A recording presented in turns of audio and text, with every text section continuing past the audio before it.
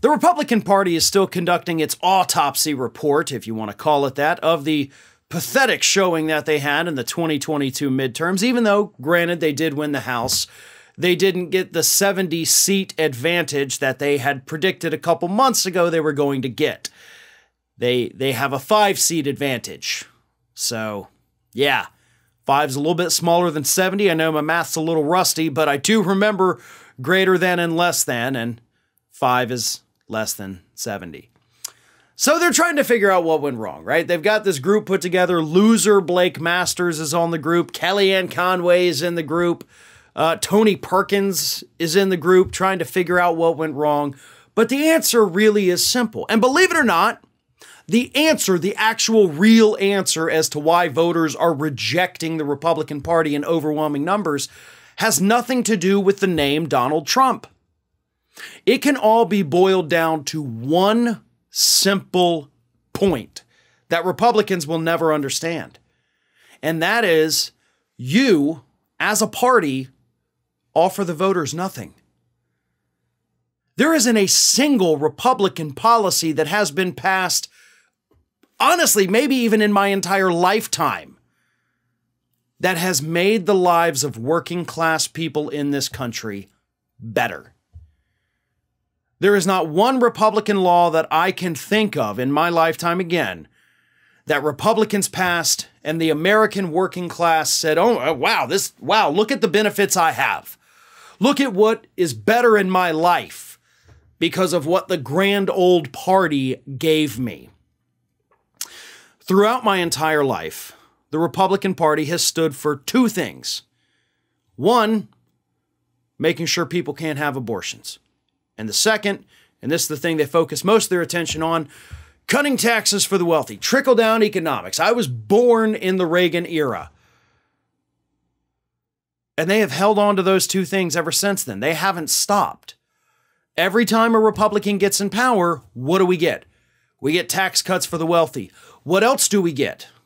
Every Republican president in my lifetime has presided over at least one recession during their administration. That's not a coincidence. That is the result of their economic policies. Republicans hate unions. They don't want you to have worker protections. They've openly advocated for abolishing the minimum wage altogether. They're coming out against you having vacation time, against you having paid parental leave. Hell, they decided that their policies were so unpopular that they didn't even put out a policy platform this year in this election. That was Mitch McConnell's idea. When Rick Scott decided to finally put out a policy platform, guess what it called for? Killing Social Security and Medicare. That's how bad they are at policy. So if Republicans really want to do an autopsy report, find out what the hell is wrong with them, why do people hate us, look at what you've provided for them for the last 40 years. Because it's nothing. Not that I want them to learn this lesson, and I'm confident I can say this because I know they're not going to take my advice. But it really is that simple. You want the working class to vote for you? Pass policies that benefit the working class. You want the younger generation to vote for you? Focus on economic issues, not culture war issues that the younger generations, by the way, vast majority of them are on the opposite side of the culture wars from you. You are turning off more and more voters because you're too damn stupid to know that your policies are what's unpopular. The lack of action for the working class is what's unpopular.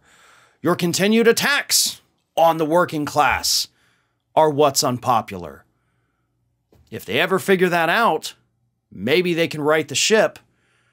But I'm willing to bet they're going to learn absolutely nothing from all their failures.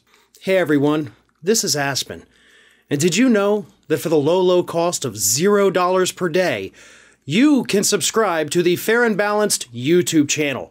We also encourage you to like, comment, and share. But again, click that subscribe button and help Aspen not be so grumpy.